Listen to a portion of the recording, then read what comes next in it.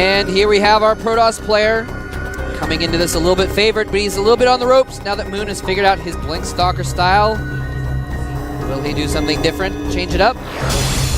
HongUn Prime Wii. HongUn Prime Wii getting up into the yellow mode on his APM. And here is our Zerg player, an absolute legend of Warcraft 3, one of the top 3 players of all time, undisputedly in War 3, trying to be successful in Starcraft 2. Doing an extractor trick. Doing an extractor trick. He Like looks a really boss. focused. Boss. By the way, thanks again to LG Cinema 3D, Intel, and of course, G-Skill. All producers of quality computer parts. Yeah, I mean, if you don't have G-Skill RAM, why is that? Why is that?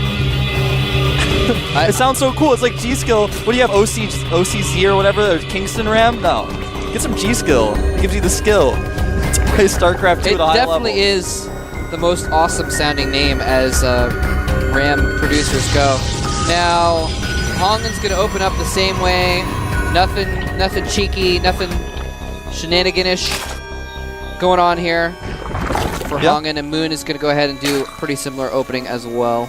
Yeah, it's the safest opening, Speedling Expand. If you're a newer Zerg player and you're just trying to, you haven't really figured out your timings, go gas first. Try it. Play with it a little bit. If you have been trying to just go hatchery first, because that's what Idra does a lot, and it's good for expanding. You want to get your economy going. Yeah. Try going speed first, because you don't lose that much of your economy doing it, and it's extremely safe. Yeah, and it's become the standard a lot more in recent months as well. People used to do. It depends on the map.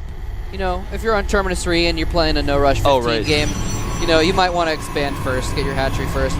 But dual site, very smart move to go for that Speedling expand. Yeah, I would agree. Zergling speed has started. HongUn has started his second gas as well, so we're not going to see any sort of one gas play from him. And that's almost the new standard. A lot of the time you'd see 4 gates, 1 gas play, and you never really know. When you see the 1 gas, you're like, oh, he could be doing all these different things. And now it's almost always that's impossible. You never see it anymore. Stalker first is something that HongUn's been doing. He's doing that again this game, skipping that Zealot. The Zerglings are coming. He might try to slow them down with that probe, so they don't get up and see what he's up to. Yeah, that's interesting, skipping that Zealot. And it barely paid off for him last time. But and it looks as if it's going to pay off for him again. Yeah. This probe is getting back there. I think the Stalker's the Stalker again barely comes out in time to block any lings that went up there, and partly because he didn't really go straight for the main. He expected there to be a Zealot, so he didn't even bother. Kind of missed out on his opportunity there. And HongUn, the reason why players do that, by the way, again, just for newer players, for the nubs, is you want to skimp on everything you can. The Zealot is mostly kind of a precautionary thing, and so if you can get away with not building it and still be just as safe, then that's 100 mils that you can spend on faster gateways, something else. Whatever you want, basically. Really good point. Mole Trap, you're like a good teacher. Thank you. So we are going to see HongUn add 2 more gateways, it looks like. Now I'm wondering if he's going to do another similar build, kind of trick his opponent. He is making that pylon down on the low ground. So, he could be fooling us so far. So far, we don't know what he's doing. We have no idea what he's doing. Sneaky. I would be surprised if we can only see his every move. We have no idea what's going on. We don't know what's going on in his mind. But it looks like he is saving up for an expansion. Yeah, it looks like he really is going to do it this time. And in the meantime, Fox Moon getting that Roach Warren and an Evo Chamber. He gets those both at the same time. He did that last game as well. I think that's extremely safe. He really seems to like those upgrades. And again, HongUn moving down his ramp a little bit earlier than we might expect, with a little bit less defense than we might expect. But this time, Moon's like really set on droning up early anyway, just as he has been in past games. So again, it's still going to be okay for HongUn. He's not going to get caught off guard, but he's actually building a lot of sentries this time instead of Stalkers, so changing it up a little. Not adding a Forge yet either, and that's kind of risky, but sometimes you can get away with that. Moon did take a fast 3rd base on Metalopolis, so he might be off to do something like that again. So he might be feeling pretty safe. +1 missile attack, or melee attacks, excuse me, on the way. Again for Moon. Man, I'm tongue-tied all over the place with these missile attacks and melee attacks. The Moon. Moon taking the gold base. Lots of things starting with M's. They do. Yeah, he's finally now putting down a couple more gateways to wall things off. I like how when his Nexus was just a budding young Nexus, he kind of stayed up his ramp because he knew he didn't really have to go down there. Exactly. If need be, he could cancel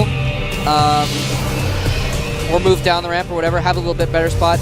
Now that the Nexus is complete, he kind of has to move down there and protect it, so... No, but he's got a wall, so... Showing the gateways at the bottom of the ramp is interesting because it kind of shows your opponent, okay, I'm making a lot of gateways. I'm not teching right now, and I'm not making a forge. So it might make Moon a little bit scared. Whether or not he actually uses those gateways and adds any more is yet to be seen, but it might make Moon a little bit scared that some sort of timing attack is coming, and that may be why he's making them out in the open like that. Of course, it's partially due to the fact that it's a great tool to wall with, but making those instead of a forge or some sort of tech structure.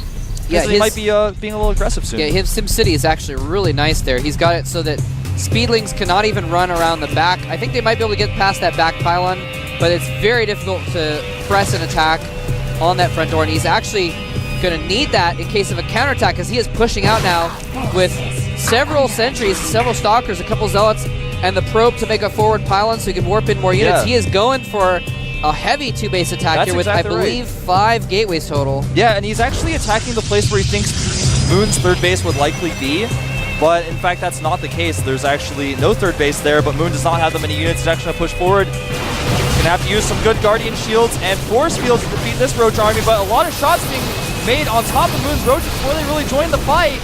Some good Force Fields. Zealots even getting in damage on Roaches. That's not what you want to have happen. And Moon losing a lot of units here. Zergling's not able to join the fight. Now some Force Fields do go up to protect against those Zerglings. They still get a few hits in. Down to only 4 sentries. He might start losing Stalkers. Some of them are very badly damaged, but he's warping in more units back here to join into the fray. And Moon is really in trouble right now. Yeah, a lot of his production at that third hatchery is very far away. Pulling drones right now, and HongUn not even microing, knowing he's got so many more Stalkers. Now he's deciding, okay, there may be a few too many drones for me to just sit here. Doesn't have this game won quite yet, but Moon losing a lot here. In fact, he's lost about 8 workers, I'd say, from that engagement. Despite having that third base up, he's starting to hurt a little bit. Yeah, now he did lose several drones, but he does have the high yield up at the top, so he's able to keep his income pretty high. But here comes the Roaches moving in. They're actually target down some Stalkers, then attack the Zealots, charging in very quickly. He does finally have speed and burrow, which he hasn't really been using so far this fight. He burrows a little bit, and HongUn walks right on top of those Roaches, but force fields the ramp so that reinforcements cannot come down to join the fight. And Moon continuing to fight with just a few Roaches. He burrows, but he doesn't have anything left right now to reinforce with even. Yeah, I think Moon is looking pretty dead right now in Bull Trap. He's just lost too much. And again, burrow just not done in time. If you burrow Roaches, they're invincible temporarily, but if your opponent just has more Stalkers than you, then when you unburrow, it doesn't even matter, and they all just die. So, looks like he's going to lose his natural at the very least. The hatchery is about to go down. Does fall. Broodlings popping out doing virtually nothing to those Zealots. Those Zealots are like, a light snack. He doesn't know about the high yield, but there's actually not as many drones up there as I thought. So Moon really does not have a very good income right now. He is really on the ropes right now, and he's got no reason to leave. You know, it's his last game. If he leaves now, he's out of the tournament completely in the round of 64. So it makes sense to stay in and at least make an attempt, but it's really going to be hard for him to come back in this. And actually, HongUn is backing up. Has he scouted that base? No, he doesn't know, but he's actually going right towards it. His spider senses are tingling because he's going right for that gold base. Yeah, man. We are going to have somewhat of a counterattack, though. Speedling's trying to run in, attack HongUn's base, but he's got such a nice wall off that's not really doing that much. Yeah, and the counterattack. There's the counterattack going on. It's going to do virtually nothing. The Stalkers are going to come in here and wipe up. And well, here come a lot of Roaches, though. Actually, yeah. Too indecisive, Moon. Got to be more decisive than that if you're going to attack with those Roaches. He did that in both fights. Just gave a lot of free shots away to those Stalkers. Yeah. Does lose the gold base and immediately takes the opposite gold. I was talking to LZ Gamer actually earlier, a very good, very strong North American player. Yeah. And he was talking to him about how sometimes you like beat a player and you're like, why are they still in the game? And then you look around and they've got extra bases everywhere. So that's exactly what HongUn did. He's like, wait a minute, I killed his Nat and he's not gone yet? He must have a third somewhere. I'll bet it's at the high yield. So he just went up there blind, expecting it to be there. Anyway, getting a Spire now for Moon. So he's still going to try and stay in this. Yeah, and he does have that gold base going back up again. Well, the opposite gold. Now, HongUn's wall-up is going to come back to bite him a little bit if the mutas do come out, because it makes it very difficult to go back and forth between your base. But it looks like we have another engagement here, and Moon's army is very small. In fact, he's 40 supply down right now, and it has about half the drones of his opponent. So HongUn just really, if he continues to be aggressive here, I'm not sure if Moon can hold. Yeah, he was...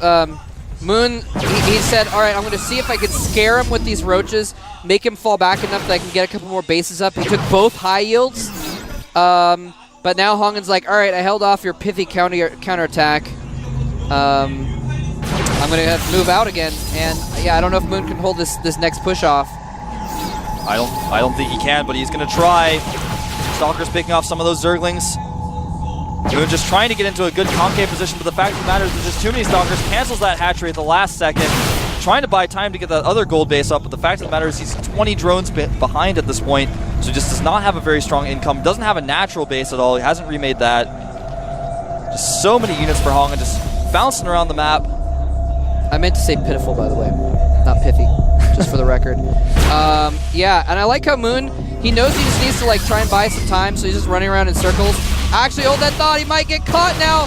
Blink is in, he could blink forward and completely surrounds the roaches with a Stalker field. And the few Zerglings are just gonna get caught by those Stalkers as well at the natural and driven off. And yeah, oh my gosh, Moon. Well, he does have a few mutas out, he's got 6 mutalists out, but they're not going to do a whole lot. Basically, HongUn can just warp in a few Stalkers at home to hold, and I think that's exactly what he's going to do, because right now he's going to send all of his forces to try to end the game. I mean, what's HongUn going to say? Oh no, Mutalisks, I should get Blink Stalkers. Oh wait, I already have 30 of them. He's actually leaving a ton of them at home as well, just in case. Should be perfectly fine. Here come the mutas. HongUn going into the natural again, about to jump into the main. And up at the top, a little bit of a harassment going in with the Mutalisks. Going to take out actually a few Stalkers along with the Zerglings, but he's going to lose his main at the same time. And GG coming from Fox Moon. Poor guy. HongUn played well. Poor Warcraft 3 legend. He put up a good fight, but I am sorry for Moon. You know, he's trying to put a lot into Starcraft 2. Former Warcraft 3 player, the 5th race, as people called him. And a lot of his fans really want him to do well, and so far he just hasn't, and that makes me sad. Yeah, man. He started off playing actually pretty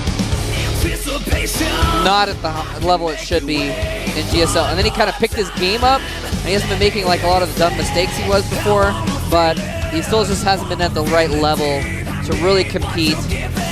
So poor Moon continues to stay out of all GSL events for the most part. But he's not done yet. You'll see him a lot in foreign events, I'm sure. And you know, part of it is we made Fox in StarCraft 2, tiny team, Lin and Moon, and I wonder if they're going to recruit some players soon, and I think that's part of their weakness right now. I mean, it's a very tiny StarCraft 2 team. That's a good point, actually, that you know, don't really have a lot of people to play with necessarily. Of course, people can play outside of their team, but they don't have people that are like dedicated to helping them practice. Yeah, I think once We Made Fox expands a little bit for StarCraft 2, then that's when they're really going to start picking up, getting some better practice and starting to show some better results. Hopefully so. But yeah, at the very least, some pretty solid games. We saw some really good, solid play by HongUn. I gotta say, he's, you know, I've always known he was pretty solid. I've said that like 3 times now in the past 15 seconds, but I never really was impressed by him. But you know what? He had some pretty impressive Blink micro. Time I was really impressed by HongUn, like really impressed by HongUn, was when some fans taking a shot of HongUn right next to us. Actually, should I photobomb him? No, I don't think you can. Okay. But anyways, when HongUn held off an attack from Fruit Dealer and he was making this crazy wall with his gateways and pylons, I don't know if you guys remember that game. I think it was from GSL Season 3, Open Season 3. Do you know what the game I'm talking about? Multrap, I got all these games. I always remember all these specific games. But we are going to take a 2-minute break.